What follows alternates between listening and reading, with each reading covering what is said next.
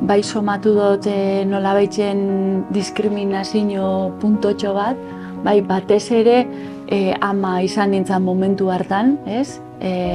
Nun ulertzen zen, egia da urte asko pasau direla ordutik, baina bai ulertzen zen, ama izatia gaitxik, zenbait gauzatarako ez zeudela disponible moruen, eta gizartiak hola ulertzen zula, ematen zuen.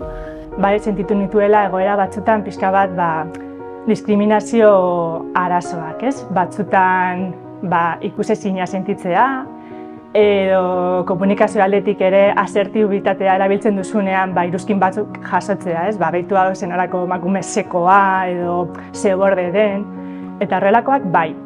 Es verdad que ahora, en el momento en el que estamos en la cooperativa, es bastante diferente al que vivimos hace unos añitos, donde es verdad que en cargos de gestión, de representación, la gran mayoría eran hombres. Desde hace unos años hacia aquí somos más mujeres, ya no solo en la cooperativa, sino en puestos altos, en puestos de representación y demás. Pues yo creo que el hecho de trabajar en una cooperativa es algo que favorece a nivel de igualdad, ¿no? Porque al final aquí cada socio tenemos un voto, ¿no? Independientemente de que sea un hombre o una mujer, ¿no? Y luego también a nivel de cargos, cualquier persona, algunos de ellos, se puede presentar voluntaria, ¿no? Cargos a nivel de órganos cooperativos, ¿no?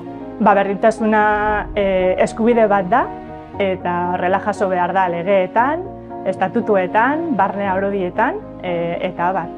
Gero formakuntza asko behar da, sensibilizazio kanpainak, eta oro har esango nuke gizarte mailan hezkuntza arazo bat dela. Azkenean kooperatibetan lan ona egiten dugu, baina gizarte batean gaude, eta honek ere eragina du gure kooperatibetan. Beraz, gizartean ez bada berdintasuna lortzen, kooperatibetan ere zailtasun gehiago izango ditugu. Bereziki hezkuntza esango nuke dela oso garrantzitsua, bai etxean eta bai ikastoletan edo ikastetxetan, berdintasunera egin behar dugu danon artean eta ikusi behar dugu oraindik ez gaudela maila berean. Hori oso garrantzitsua da. Eta bestetik behar duguna da ereduak. Emakumeak ematea aurrera paus hori, ardura postuak hartzea, eta ikusten ditugunean beste batzuk hor, pentsatzen dugu gu ere gai garela horra heltzeko. Orduen, bi horiek, hezkuntza eta ereduak.